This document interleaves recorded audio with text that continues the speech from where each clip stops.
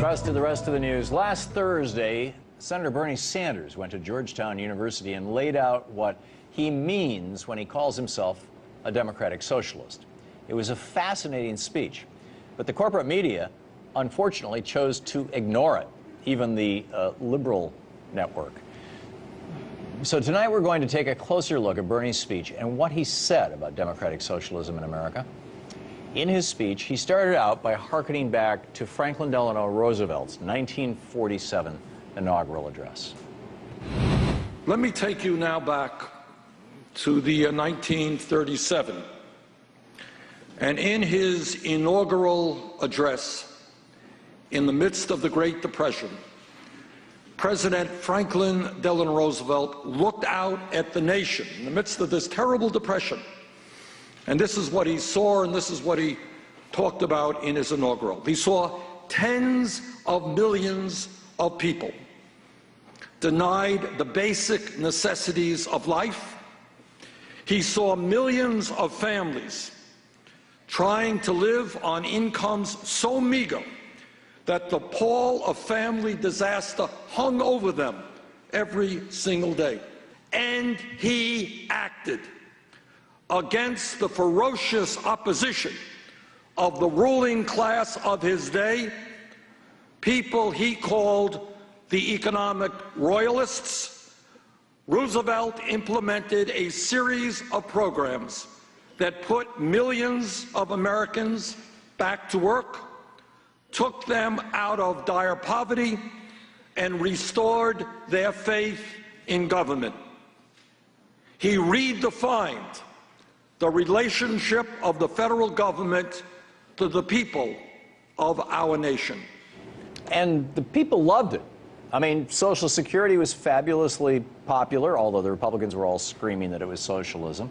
And you know, the WPA, CCC, all these government work programs that actually did things that needed to be done, people loved them too, because as Franklin Roosevelt said, the best welfare program is a job, and he gave millions of people jobs to do these things that needed to be done. Senator Sanders then talked about how Franklin Roosevelt, as a result of these programs that he put into place, the minimum wage, unemployment insurance, all these things, that we take for granted now as American.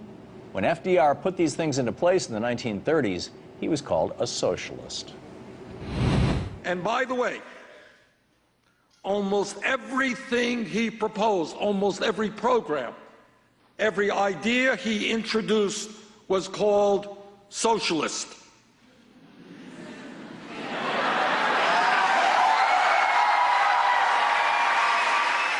And not only was FDR called a socialist, the programs were called a socialist. Here's a little more of Senator Sanders talking about that.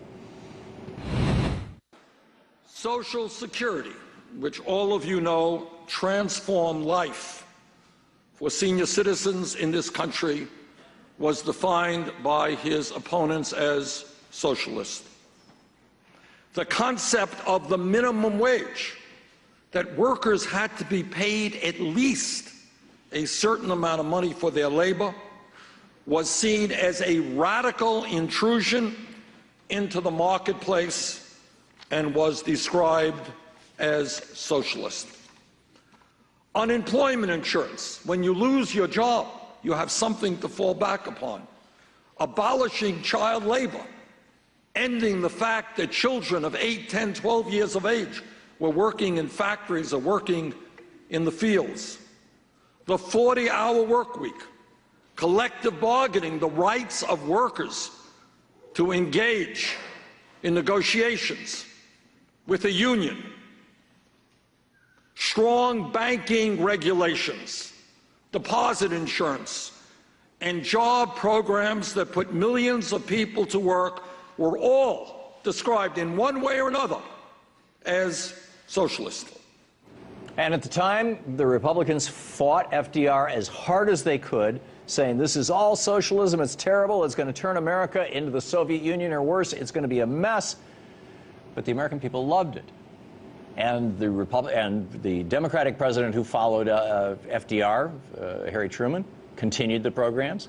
The Republican president, Dwight Eisenhower, continued those programs. As Bernie pointed out the other day, he's not as much of a socialist as FDR, as Dwight Eisenhower. Dwight Eisenhower had a top tax rate of 91%. Dwight Eisenhower was followed by Jack Kennedy, who maintained these socialist programs, who was followed by Lyndon Johnson, who expanded them with his Great Society. And he, again, was called a socialist when Lyndon Johnson proposed Medicare. Here's Bernie. 30 years later, after Roosevelt's speech in the 1960s, President Lyndon Johnson fought for Medicare and Medicaid to provide health care to millions of senior citizens and families with children, persons with disabilities, and some of the most vulnerable people in this country. Today, Medicare does not seem to be such a terribly radical idea to say that when somebody gets old, they should have medical insurance. But when it was proposed, once again, we heard right-wing forces describe these programs as socialistic and a threat to the American way of life.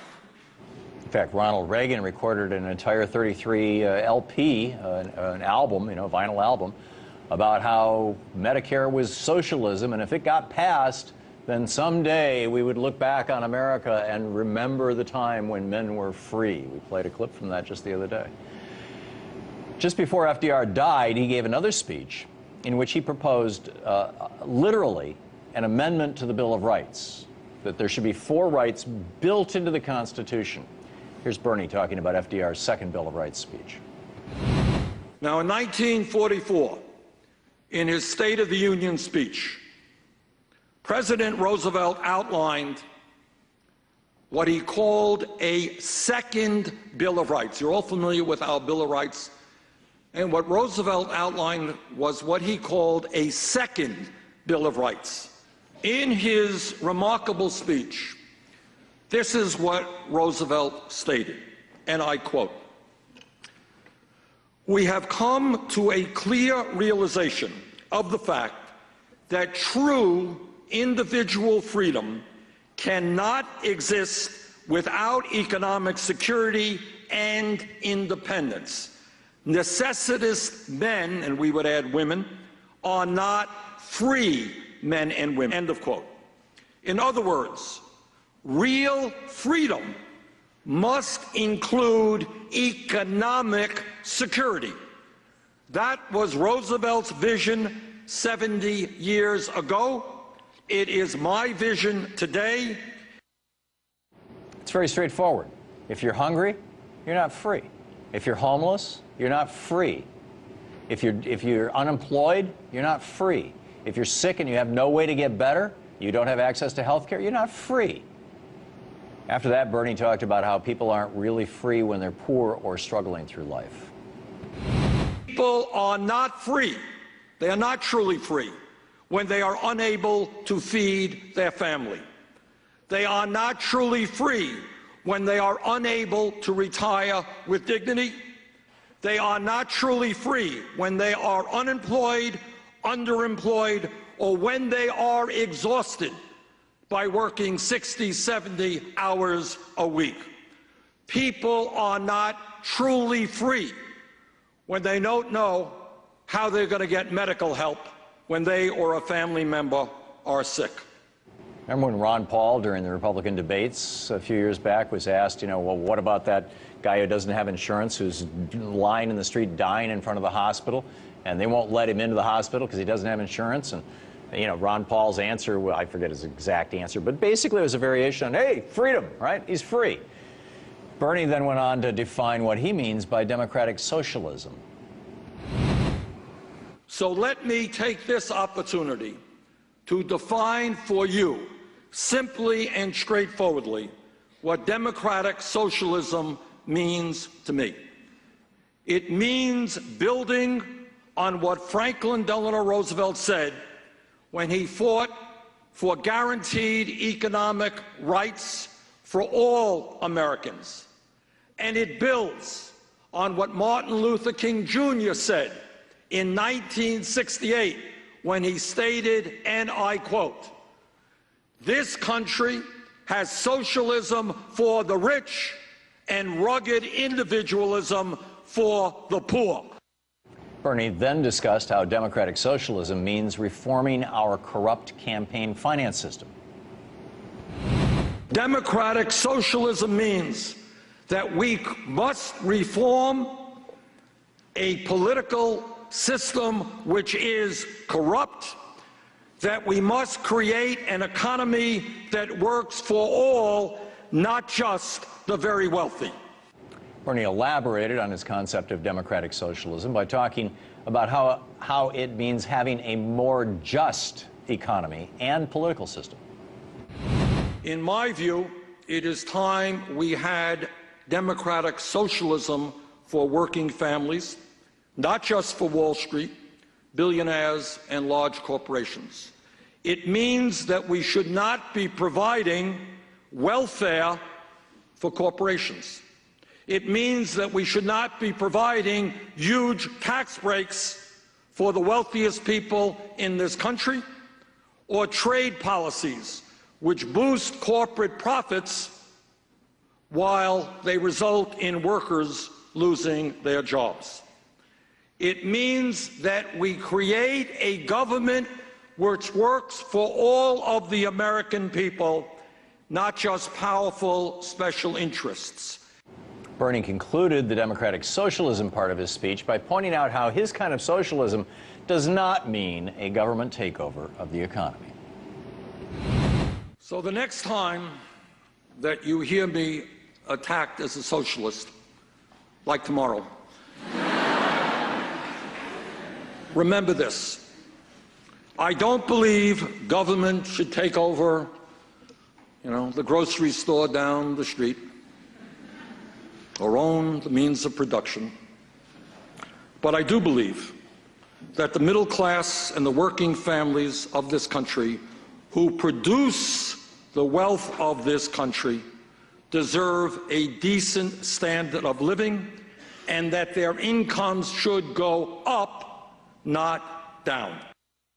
And I think that that is fundamentally an all-American position, or it certainly has been since the 1930s, when Franklin Roosevelt put democratic socialism into the United States, and the American people loved him for it so much that they elected him president 4 times in a row.